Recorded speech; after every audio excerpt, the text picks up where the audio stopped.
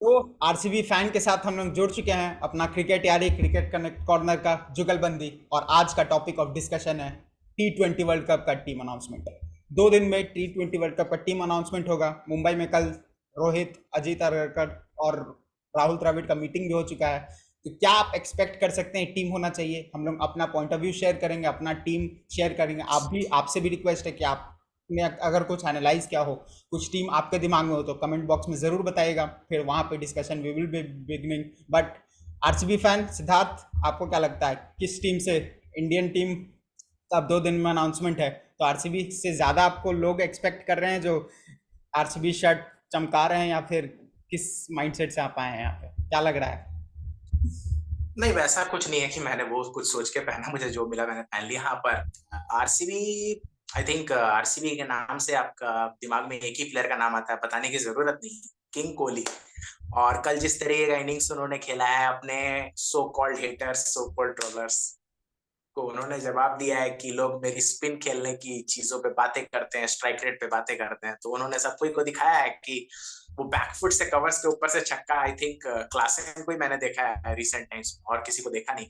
तो वो बताता है उनका शेयर टैलेंट। एट टाइम्स वो शायद थोड़ा ज्यादा रेस्पॉन्सिबल हो जाते हैं, तो शायद वो शॉट्स नहीं खेलते, पर कल उन्होंने दिखाया वो क्या कर सकते हैं। तो वो रही विराट कोहली की बातें। और बाकी जहां तक आपने टीम का बात किया, आई थिंक मतलब प्लेयर आपको पिक करते हैं, आप भी मेरे साथ आप सहमत होंगे शायद, एक दो प्लेयर के नाम पर ही डिबेट हो सकता है। अब आप एक दो प्लेयर पे डिपेंड दे रहे हैं, लेकिन हम जितना एक्सपर्ट्स का देखें, जैसे आकाश चोपड़ा, फिर हर्षा बोगले, सबका हम देखें तो सब में कुछ ना कुछ ऐसा सरप्राइज एलिमेंट मेरे को दिखा है कि हम बोले ये कहाँ से आ गया इंसान। तो वो सब पे चर्चा करेंगे, आप भी अपना पॉइंट ऑफ व्यू बताइएगा।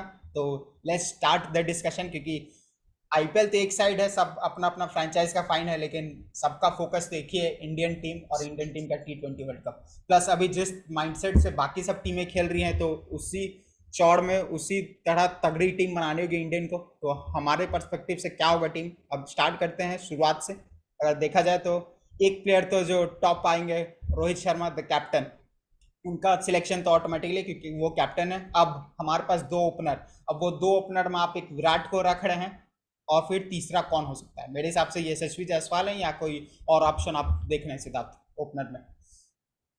आई थिंक पहले तो यही बात थी कि यशस्वी ओपनिंग ओपन करेंगे, और अभी भी शायद वही करें। तो उनका नाम तो होगा ही होगा।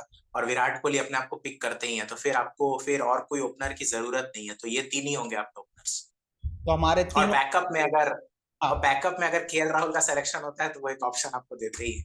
अब वो विकेट कीपर ऑप्शन में, वो तो अब बात का बात हम लोग डिस्कस करेंगे ही, क्योंकि ये चर्चा लंबा होगा। बीचे अभी जो टॉप टॉप फिक्स प्लेयर्स हैं वो देख लेते हैं। तो ये तीन तो हमारे हो गए, और ये खुद हम लोग एग्री भी कर रहे हैं कि यशस्वी जायसवाल ने अभी जस्ट उनका फॉर्म भी वापस आ चुका है आईपीएल में। तो वो सेंचुरी मारना, उसके बाद फिर से 35 फास्ट नॉक खेलना, तो वो तो गारंटी है कि अब 15 में तो जा रहे हैं। अब खेलेंगे नहीं खेलेंगे वो तो सिचुएशन, स्टार्टिंग 11 में होंगे कि नहीं वो तो देखना होगा। लेकिन हमारे तीन ओपनर रोहित शर्मा, यशस्वी जायसवाल और विराट कोहली, इसमें तो कोई डिबेट ही नहीं। लेकिन यहाँ से अब कंसर्न स्टार्ट होता है कि अब हमें मिडिल ऑर्डर्स कौन कौन हो सकता है।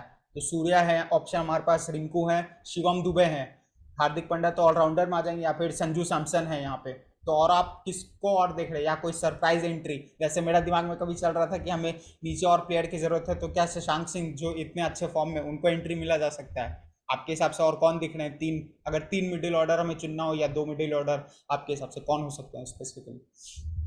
आई थिंक मुझे नहीं लगता कि कोई सरप्राइज एंट्री आपको दिखेगी इस नंबर पे। अब शिवम दुबे, आई थिंक शिवम दुबे ने, मुझे जो लगता है, काफी कर दिया कि शिवम दुबे अपना टीम में जगह बनाए। और लोग शायद मेरे से सरप्राइज होंगे, मुझे ऐसा लगता है कि शायद रिंकू सिंह से पहले उनको जगह मिल जाए उसके आगे। क्योंकि वो ऐसा कॉम्बिनेशन ही बन रहा है। वो अगर आप रिंकू सिंह को खिलाओगे तो आपको वो बॉलिंग ऑप्शन नहीं मिलेगा, और आप शिवम दुबे को खिलाओगे तो आप हार्दिक पांड्या और शिवम दुबे दोनों को साथ में खिला सकते हो।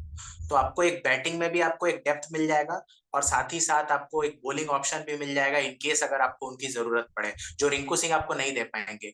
और दूसरा चीज ये है कि अगर आपको यशस्वी जायसवाल को खिलाना है, तो उस केस में तो आप दोनों को ही नहीं खिला पाओगे, ना दुबे को ना रिंकू सिंह को। तो ये बहुत ही मॉडलिंग सिचुएशन है। तो आपको ये पहले तो ये क्लियर होना होगा कि आपके ओपनर्स विराट कोहली और रोहित शर्मा है कि नहीं। अगर है, तो फिर आपको दुबे को लेना चाहिए। अगर नहीं है, तो फिर उनको बाहर बैठाने के लिए, आपको घुमाने के लिए नहीं ले जाना चाहिए, जो मुझे लगता है। ऐसा मेरे हिसाब से 15 में तो दुबे को भी जाना चाहिए, लेकिन आपने जैसा बोला कि यशस्वी खेल रहे हैं तो नीचे आपको दिखेगा नहीं, लेकिन मुझे दिख रहा है कि शायद दुबे खेल जाएं रिंकू से पहले, अगर यशस्वी ऊपर खेल रहे हैं तो। नहीं तो अगर फर्स्ट चॉइस मेरा देखा जाए तो हम यशस्वी को नहीं खिलाएंगे, हम ओपनिंग करवा देंगे विराट और रोहित से, नीचे शिवम दुबे बिल्कुल। को रखेंगे और रिंकू को रखेंगे एज अ फिनिशर। मतलब वो मेरा पॉइंट ऑफ व्यू रहेगा, मेरा अगर प्लेइंग आप 11। दोनों को, आप कह रहे हैं कि आप दोनों को खिलाएंगे, आप हाँ, आपकी दोनों को बॉलिंग वीक हो खिलाएंगे जाएगी। कि एज इन हम फिफ्थ और sixth option, Hardik Pandya fifth और शिवम दुबे सिक्स्थ ऑप्शन, हम इस तरह से सोच रहे हैं, और जडेजा हमारे फोर्थ ऑप्शन। तो ये बॉलिंग कॉम्बिनेशन दिख रहा है, जो इस कॉम्बिनेशन से हम ये प्लेइंग 11 के हिसाब से कि शिवम दुबे और हार्दिक पांड्या, शिवम दुबे रिंकू सिंह दोनों खेल जाए, या फिर शिवम दुबे और यशस्वी। लेकिन यशस्वी से पहले हम रिंकू को खिलाना चाहेंगे कि इंडिया बैकएंड में ज्यादा स्ट्रगल करेगी, ऊपर से तो विराट कोहली और पावर प्ले में तो रोहित शर्मा उस मूड में आएंगे ही कि रन बनाया जा सके। तो ये मेरा पॉइंट ऑफ व्यू है कि हम रिंकू को प्रेफर करेंगे यशस्वी जायसवाल से। तो मेरे भी मिडिल ऑर्डर सूर्या ही होंगे, क्योंकि अब उनका फॉर्म का कुछ झलकियां हमें देखने को मिले, प्लस T20 है तो अब उनका तो खेलना बनता ही है।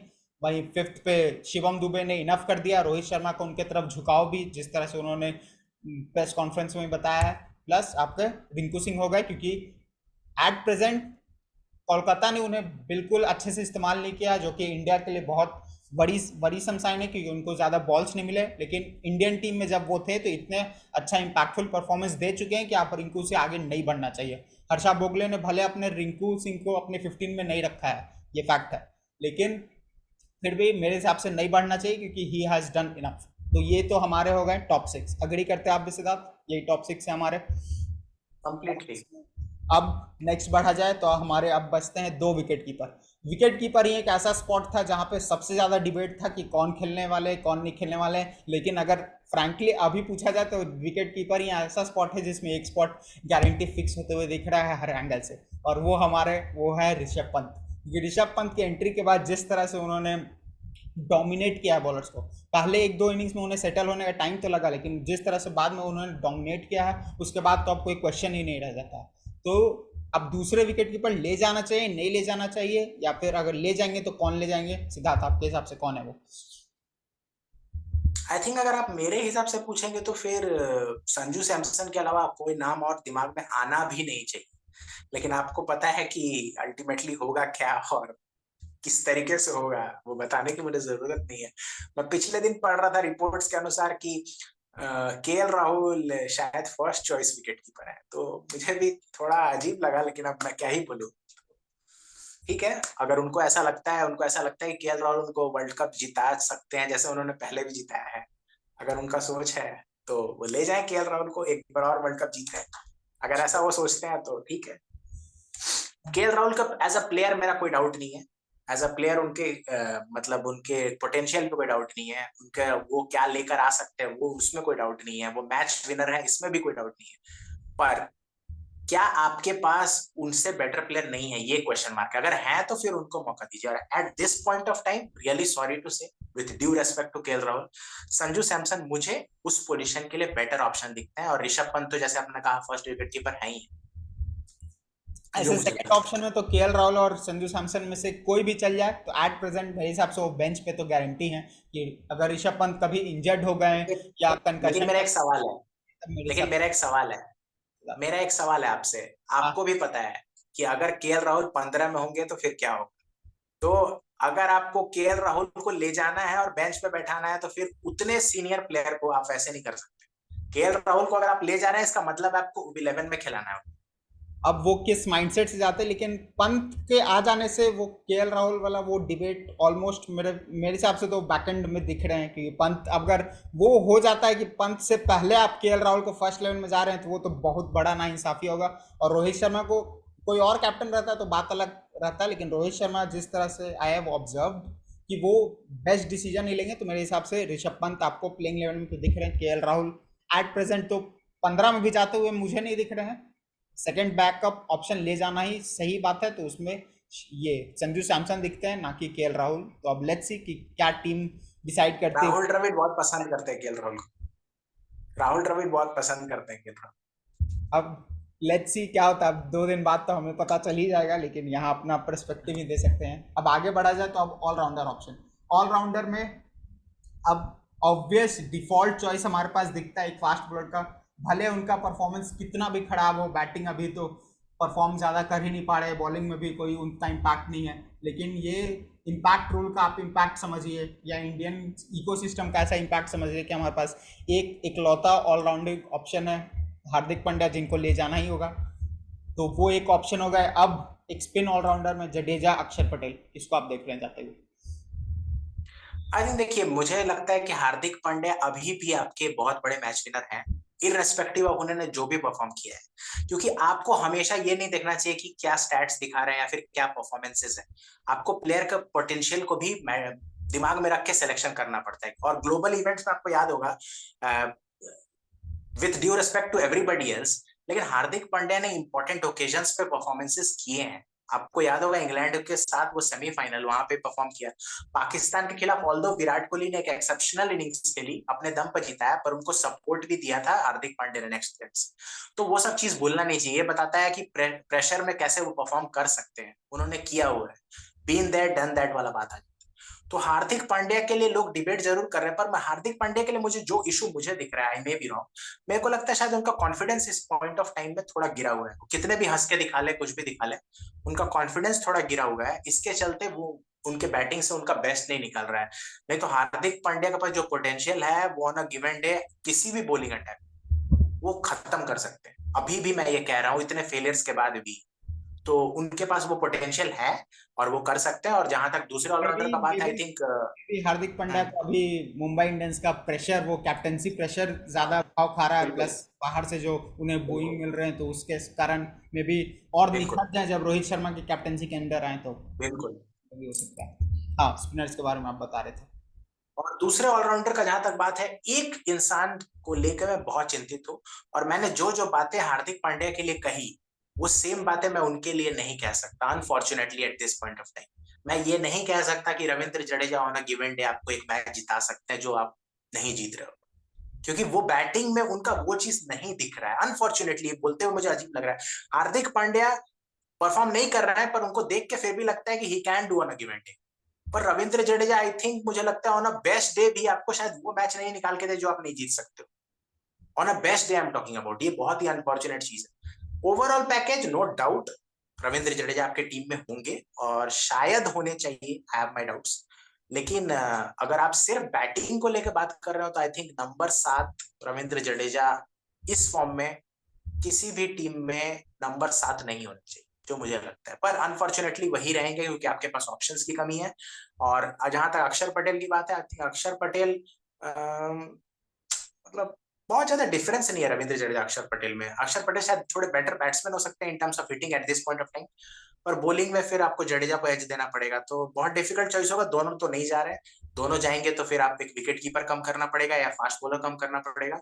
तो मुझे लगता है कि शायद जडेजा ही जाएंगे और हार्दिक पांड्या तो होंगे ही होंगे, तो यही होगा मुझे लगता है ऑलराउंडर्स। जडेजा का पैकेज तो वो फॉर्म, वो पैकेज, वो ऑरा ही ऐसा जडेजा का क्रिएटेड है कि वो फील्डिंग हो गया, फील्डिंग खासकर बहुत बड़ा इम्पैक्ट। जो आपने ऑस्ट्रेलिया का भी वो वीडियो वायरल होते हुए सुना कि जडेजा के पास बॉल जाए तो आपको रन नहीं दौड़ना है, ये ऑस्ट्रेलिया का ऑलरेडी एक टेस्ट टीम में ये मीटिंग होते हुए वीडियो आया है, तो वो तो है ही। और वहीं बैटिंग परस्पेक्टिव में एक तरह से आप T20 में खोजते हैं कि पावर हिटर जो आके छक्के लगाए लंबे लंबे, लेकिन जडेजा को आप देखते हैं, उनका स्टैचर देखते हैं, उनका परफॉर्मेंस देखते हैं, तो ऐसा लगता है कि वो ज्यादा ही क्लासी हो जाते हैं, वो ज्यादा ही टेस्ट क्रिकेट वाले बैट्समैन टाइप के, वो परफेक्ट बैट्समैन टाइप के दिखते हैं, जो कि T20 में भी नॉट रिक्वायर्ड।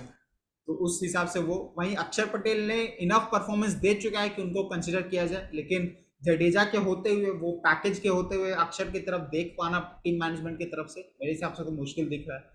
अब तीसरा स्पिनर के रूप में, दूसरा स्पिनर के रूप में उन्हें ले जाए और फिर इन से कम कर दें कुलदीप और चहल या बिश्नोई में से, तो वो गलत ऑप्शन तो हो जाएगा। वो गलत होगा। तो दो ही ऑप्शन ले जाना चाहिए, तो इन दोनों में से तो जडेजा जाते हुए दिख रहे हैं।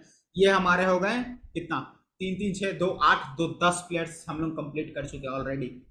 और इसमें हमारे पास एक स्पिनर आया है, एक और दो ऑलराउंडर एक तरह से आए हैं, लेकिन एक ही ऑलराउंडर मांग रहे हैं। तो 10 प्लेयर्स हम ऑलरेडी कंप्लीट हम लोग कर चुके हैं।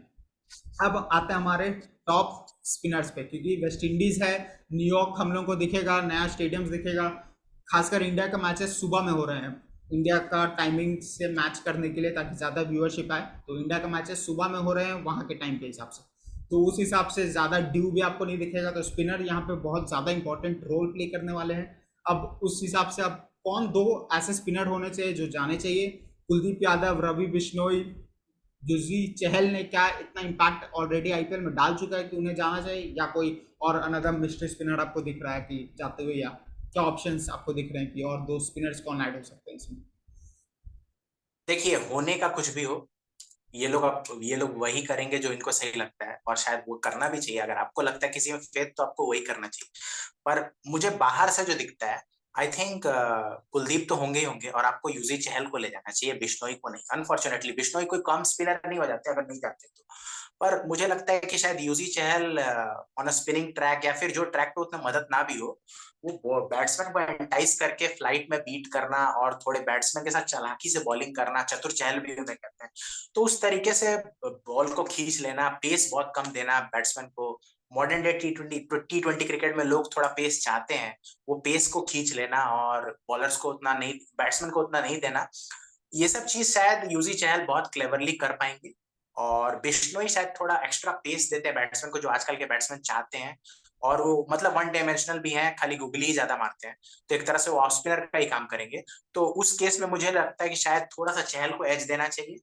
पर मुझे लगता है कि शायद अगर ये बिश्नोई को भी ले जाते हैं, तो कोई बहुत ऐसा कॉल नहीं होगा कि मतलब डाइजेस्ट नहीं हो सके। पर फिर भी मैं ये कहूंगा कि यूजी चहल आपके लिए बेटर ऑप्शन होंगे, कुलदीप अपने आप को चुनते हैं वही होंगे। तो यही दो स्पिनर होंगे, और मुझे जो लगता है शायद चहल होंगे। मुझे लगता है क्योंकि अभी जो चहल का रिसेंट परफॉर्मेंसेस रहा है, उन्होंने दिखाया, ऑल दो लास्ट 2-3 मैचेस में उनका थोड़ा सा डिप आया है, लेकिन ऐसा गेम है जहां पे बॉलर्स का डिप आना ही है, आएगा ही। मतलब इसमें कोई बहुत बड़ी बात नहीं होती है। टी ट्वेंटी क्रिकेट में बॉलर्स कंसिस्टेंटली परफॉर्म नहीं कर सकते, और अभी आजकल के डे एंड एज में जहां पर बैट्स इतने बढ़िया है, ग्राउंड इतनी, पिचेस इतने बढ़िया है, बाउंड्रीज इतनी छोटी है, तो आपको थोड़ा बॉलर्स को लिवरेज देना पड़े। तो मुझे लगता है यूजी चहल अपने आप को सेलेक्ट करते हैं, और कुलदीप यादव। मतलब आईपीएल का इतना परफॉर्मेंस हो चुका है कि वो बंदा जिनको सेंट्रल कॉन्ट्रैक्ट तक नहीं मिला, उनको हम लोग एक्सपेक्ट कर रहे हैं कि डायरेक्ट टी20 वर्ल्ड कप में चल जाए। ये इंटरेस्टिंग पॉइंट है, लेकिन एक्चुअली में ऐसा उनका परफॉर्मेंस हुआ भी है राजस्थान की तरफ। एक राजस्थान का टॉप पे रहने का ये कॉम्बिनेशन, ट्रेंट बोल्ट और यूजी चहल का जो कॉम्बिनेशन वो है कि ट्रेंट शुरुआत में, यूजी चहल डेप्थ के आसपास वहाँ बॉलिंग करना। लेकिन यूजी चहल के साथ एक जो क्वेश्चन कि मेरे हिसाब से क्यों उन्हें उन्हें बाहर किया गया था, वो था कि एट अ गिवन डे अगर मान लीजिए बहुत दिन खराब हो, तो यूजली चहल 70 रन भी खा सकते हैं, 60-70 रन भी खा सकते हैं। लेकिन वहीं अगर आप बिश्नोई देखें तो एट अ गिवन डे अगर बहुत ज़्यादा भी खराब हो तो 40 रन, वो 30 रन का डिफरेंस में रहता है। मेरे हिसाब से ये बिश्नोई और यूजी चहल में डिफरेंस है। तो क्या वो बुरा से बुरा इम्पैक्ट के कारण यूजी चहल को इग्नोर किया गया था, या क्या इम्पैक्ट था, क्या रीजन था जिसके कारण यूजी चहल वो फेजेस में, मतलब रोहित शर्मा के आने के बाद यूजी चहल मुझे शायद कहीं कोई लैंडस्केप में ही नहीं दिखे कुलदीप यादव और के आ जाने से। तो अब मे बी क्या उस फैक्टर से बिश्नोई को ले जाया जाएगा या यूजी चहल को? आपने जैसे कहा कि मेरा भी डिफॉल्ट चॉइस यूजी चहल ही होंगे, क्योंकि उनका परफॉर्मेंस, वो माइंडसेट, वो चालाक चतुर चहल वाला वो टैगलाइन, वो चेस का एबिलिटी, उस हिसाब से यूजी चहल जरूर डिजर्व करते हैं जाना। तो अब लेट्स सी कि क्या होता है 1 तारीख को। लेकिन है तो इसमें डाउट तो है, क्योंकि बिश्नोई ने भी कुछ गलत नहीं किया है, भले ही एलएसजी के साथ आंकड़े कुछ भी हो, लेकिन टी20 में जब भी वो खेले हैं, डोमिनेटिंग परफॉर्मेंस उनका भी रहा ही है। क्योंकि इतना डोमिनेटिंग कि हम लोग टी20 ये आईपीएल से जस्ट पहले डिस्कस करने लगे थे कि कुलदीप को क्या बैठा सकती है टीम, बिश्नोई को ले जाएगी प्लेइंग 11 में, इस तरह का परफॉर्मेंस था उनका। तो अब क्या आईपीएल पे इतना ज़्यादा चेंज कर देना, क्या हम लोग, मतलब वो लॉयल्टी, वो परफॉर्मेंस इंडियन टीम का मायने ही नहीं रखता जब आईपीएल सामने आ जाए या आईपीएल के जस्ट बाद वर्ल्ड कप आ जाए? तो वो लॉयल्टी पे सवाल में भी उठा दे कि आपने इस प्लेयर को इतना मौका दिया और लास्ट में आप ना ले जाओ। तो ये सब सवाल है जो इंडियन टीम को आंसर करने होंगे, उन्हें सोचना होगा कि क्या चीज़ को ज़्यादा प्रायोरिटी देना है, and they need to move forward. अब 12 प्लेयर हमारे ऑलमोस्ट तय हो गए हैं। अब बात आता है हमारे 3 fast bowler. Ideally 4 fast bowler जाने चाहिए, लेकिन अब इस हिसाब से कॉम्बिनेशन बना कि अब 3 फास्ट बॉलर ही जाते हुए दिख रहे हैं। अब किसको अगर हटाया जाए, 4 ले जाना हो तो किसको हटाया जाए? विकेट कीपर हटे या स्पिनर हटे? स्पिनर तो हटते हुए दिख नहीं रहे, तो विकेट कीपर एक ऑप्शन बचता है, या मिडिल ऑर्डर से किसी को हटाया जाए रिंकू जायसवाल में से। तो बहुत सारे सवाल हैं जो टीम सोचेगी अगर चौथा फास्ट बॉलर ऐड करना हो तो, लेकिन अगर आपके हिसाब से सिद्धार्थ कौन होंगे तीन, और बाई चांस अगर चौथा जाता है तो चौथा आपके हिसाब से कौन होगा? देखिए चौथा ले जाने के लिए आपको, अगर चौथा ले जाना है तो आपको एक चीज कर सकते हैं जो मतलब टीम मैनेजमेंट के लिए आसान हो जाएगा। आप केएल राहुल को ला सकते हैं as a wicket keeper option, और केएल राहुल अगर आ जाते हैं तो आपको एक ओपनर मिल जाएगा ऑप्शन बैकअप के लिए। उस केस में आप जायसवाल को ड्रॉप कर सकते हो, बोल सकते हो कि आपके पास एक ऑप्शन है, जो कि बहुत गलत होगा। I am just giving an option कि इस तरीके से आप चौथे फास्ट बॉलर को ला सकते हो कि आप राहुल को विकेट कीपर डाल दो, वो राहुल एज अ ओपनर आ ऑप्शन भी हो जाएंगे। जाएगा ना, वो तो सैमसन के आ जाने से भी हो जाएगा कि सैमसन आ गए, सैमसन 3 नंबर पे खेल लेंगे, विराट कोहली और रोहित शर्मा ओपनिंग, तो ये कॉम्बिनेशन भी ट्राई हाँ किया जा सकता है। हाँ, वो हो सकता है, हो सकता है, वो ऐसे भी हो सकता है। तो उस केस में मतलब in in each and every case possible जो हमें दिखता है चौथा फास्ट बॉलर, उस केस में आपका जायसवाल का बाहर जाने का चांसेस बढ़ जाता है, जो कि बहुत बहुत बहुत गलत है। तो जायसवाल ने, सिर्फ आईपीएल की मैं बात नहीं कर रहा, आईपीएल परफॉर्मेंस को मैं उतना कंसिडर भी नहीं करता, पर इंटरनेशनल क्रिकेट में जो उस बंदे ने किया है, जेम्स एंडरसन को कूद कूद के 3 लगातार छक्के मारना, जेम्स एंडरसन कुछ भी हो, वो गट्स चाहिए, वो अलग लेवल का गट्स चाहिए, और वो टेस्ट क्रिकेट में उस तरीके की पारियां खेलना, वो उसका कैलिबर बताता है। और आपको उस तरीके के फ्रीकिश प्लेयर्स चाहिए, आपके पास वैसे प्लेयर्स की कमी भी है, और आपको कोई वो चीज दे रहा है, आप उसी को बाहर कर दो, तो ये तो अल्टीमेटली ये हो गया कि हम जीतना ही नहीं चाहते, उस तरीके से बात हो गई। तो जायसवाल को 15 में तो होना ही चाहिए, पर फिर वही डिबेट आ जाएगा कि अगर 15 में है और 11 में नहीं है तो क्या फायदा। तो उस केस में ये सब, अच्छा है कि हमें टीम सिलेक्शन नहीं करना है, क्योंकि बहुत डिफिकल्ट चॉइस है, अच्छा है वो नहीं करने दीजिए। तो अब आते हैं फास्ट बॉलर्स की बात पर।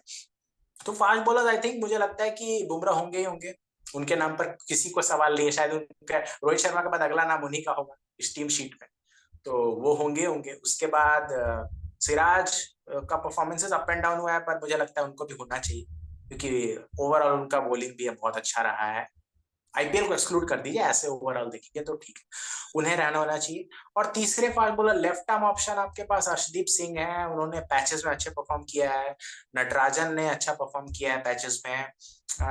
मयंक यादव का लोग बात कर रहे थे, पर वो फिर इंजर्ड हो गए, तो मुझे लगता है eight this point of time शायद अर्शदीप आपके लिए बेस्ट ऑप्शन हो गए तीसरे।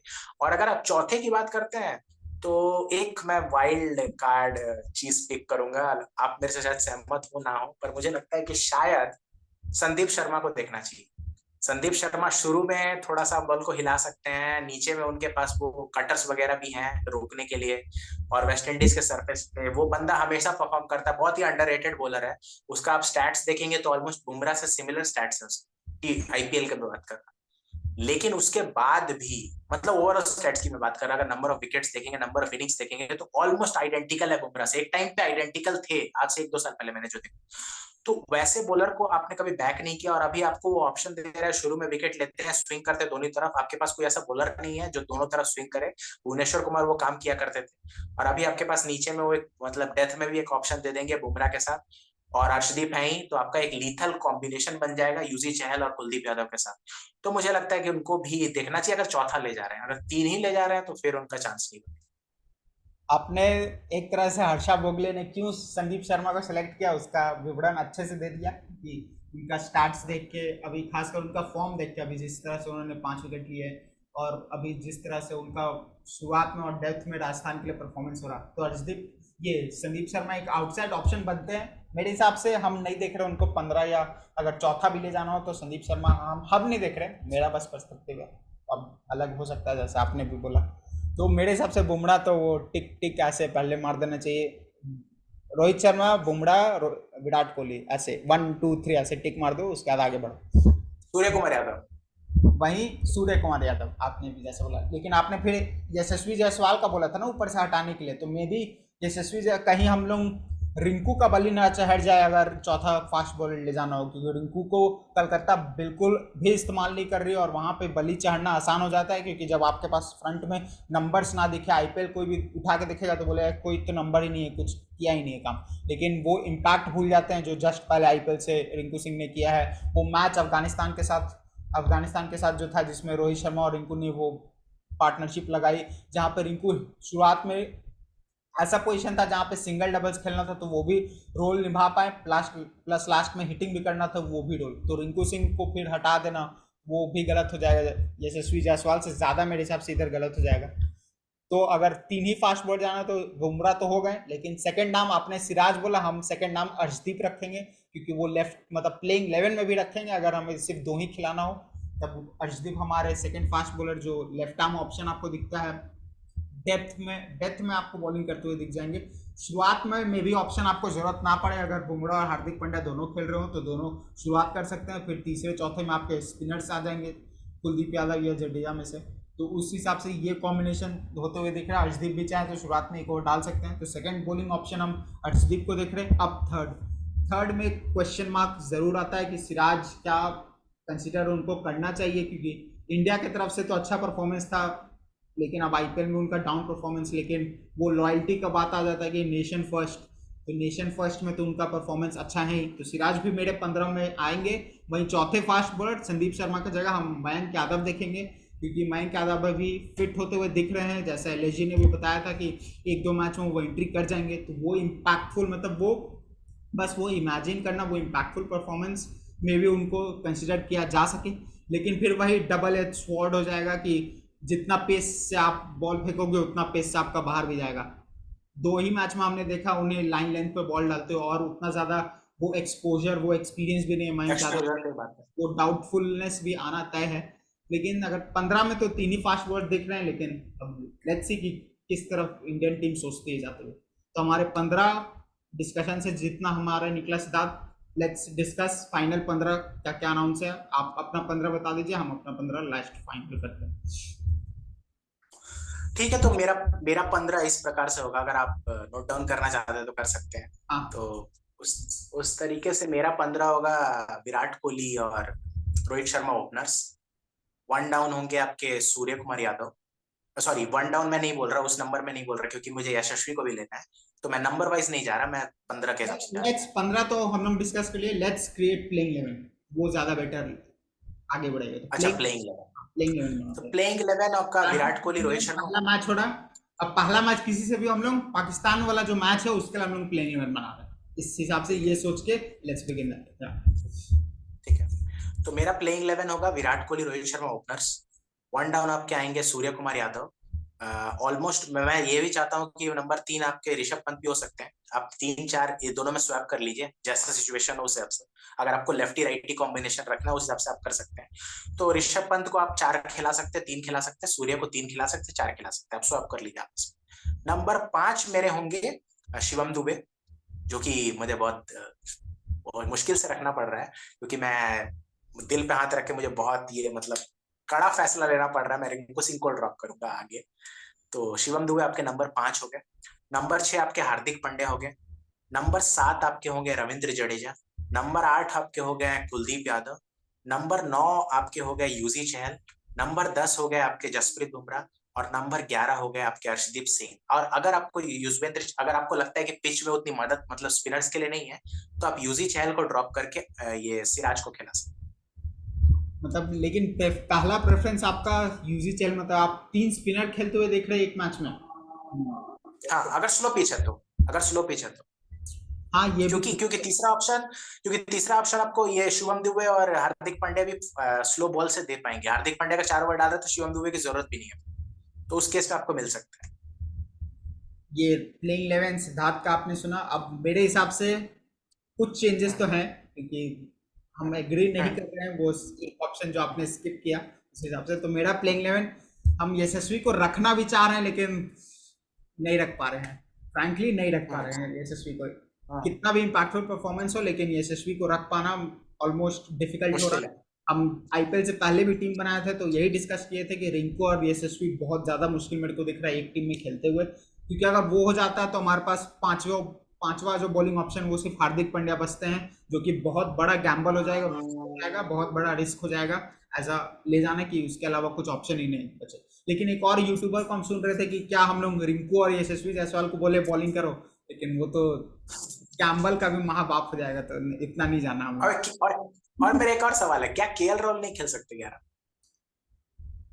सवाल को इग्नोर करते हुए आगे बढ़ा जाए, क्योंकि सवाल आपको ही पता है कि क्या करना है।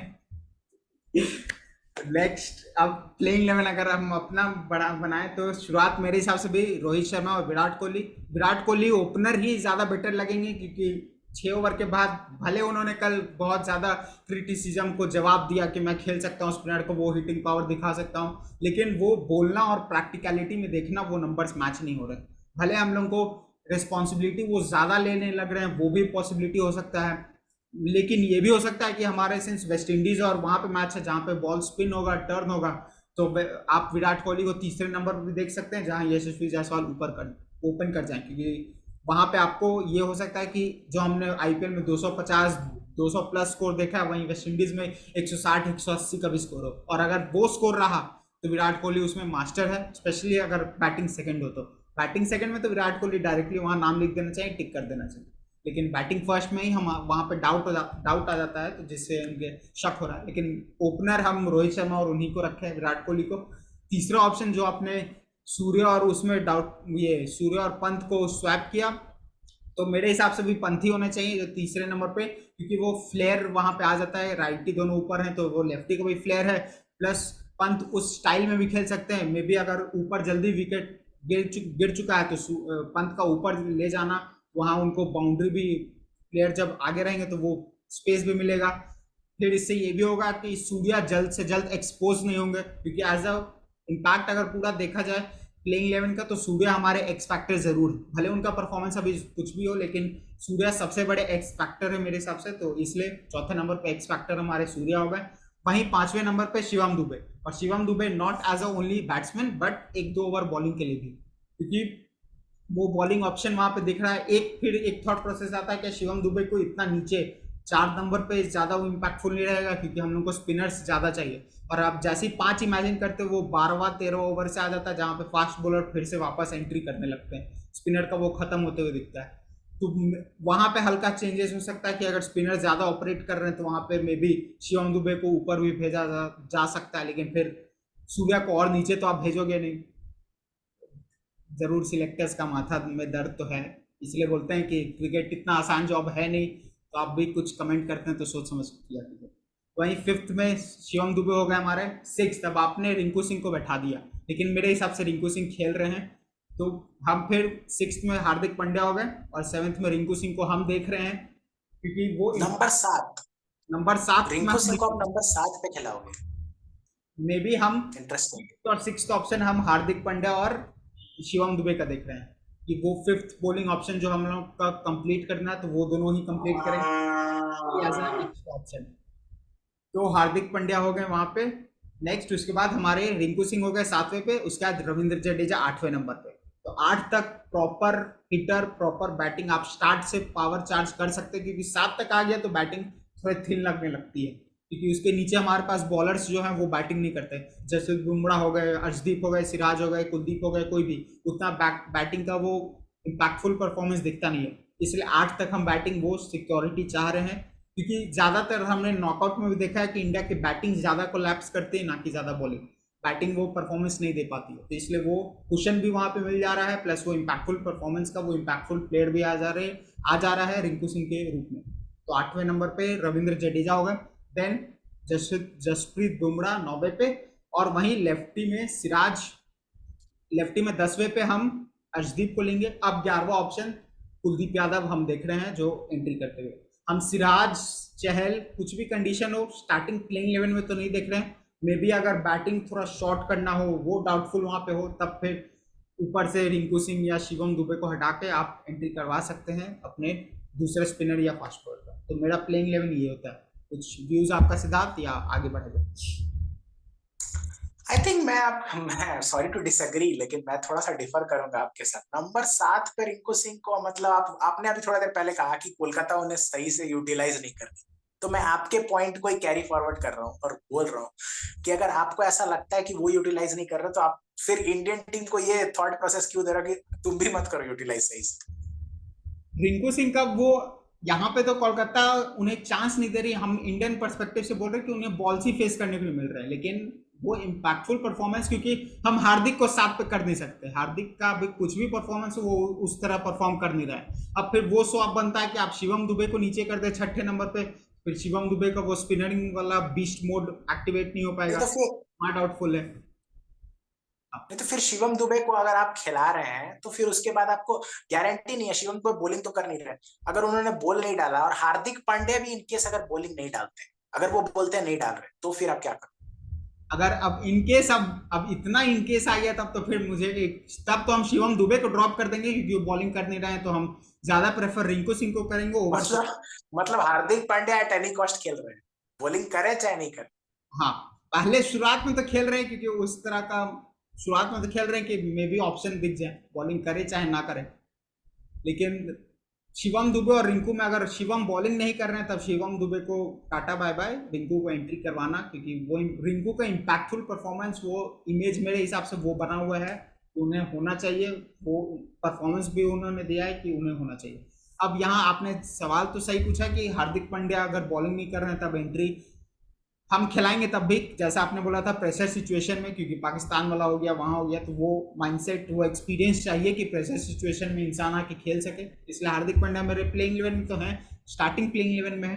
अब एक दो मैच के बाद फेल होने के बाद बॉलिंग भी नहीं कर रहे हैं, तब फिर आप शिवम दुबे की तरफ देख सकते हैं, लेकिन स्टार्टिंग प्लेइंग 11 मुझे तो ये दिखता है जो प्लेइंग 11 है। नेक्स्ट, अब वीडियो को यहीं एंड करते हैं। होप आपको बढ़िया लगा हो सब चीज, क्रिकेट यारी, क्रिकेट का कॉर्नर का ये जुगलबंदी। अभी तक आईपीएल का रिव्यू कर रहे थे, लेकिन आईपीएल से बड़ा इंडियन क्रिकेट टीम, और उसमें हम लोग का डिस्कशन ये था हमारा। अब टीम वर्ल्ड कप अब क्या डिसाइड करते हैं, सिलेक्टर्स क्या डिसाइड करते हैं, वो तो 2 दिन में हमें पता चल ही जाएगा। ऐसे हम लोग जब डिस्कस कर रहे थे, उससे जस्ट पहले न्यूजीलैंड का भी स्क्वाड अनाउंस हो चुका है, उसमें केन विलियमसन कैप्टन, और नीचे डेवन कॉनवॉय जो इंजर्ड थे चेन्नई के लिए, वो भी वापस आ चुके हैं। फिन एलन हमें दिख रहे हैं, रचिन रविंद्र, तो उनका भी एक अच्छा परफॉर्मेंस दिख रहा है, प्लस ट्रेंट बोल्ट जो कि सेंट्रल कॉन्ट्रैक्ट में नहीं है, ऐसा लगता है कि वर्ल्ड कप के लिए ही वापस लाते हैं, वो भी वापस आ चुके हैं। टिम साउदी भी है नीचे, तो न्यूजीलैंड का वो फॉर्मिडेबल बैटिंग और बॉलिंग लाइनअप जो हमें देखने को मिलता है वो दिख चुका है। और इंडियन टीम के लिए बड़ी तो है ही, ट्रेंट बोल्ट है तो। बट ये था इंडियन टीम का रिव्यू। होप आपको वीडियो अच्छा लगा तो लाइक कीजिएगा, सब्सक्राइब कीजिएगा, share with your friends, and we will see you in the next video. अब आईपीएल का जो वीक हुआ उसको भी रिव्यू किए हैं, प्लस आपने इतने मैचेस देखे हैं, तो we will be bringing all those reviews, all those cricket analysis to you, don't miss out and hit that bell icon. See you in the next video. Thank you.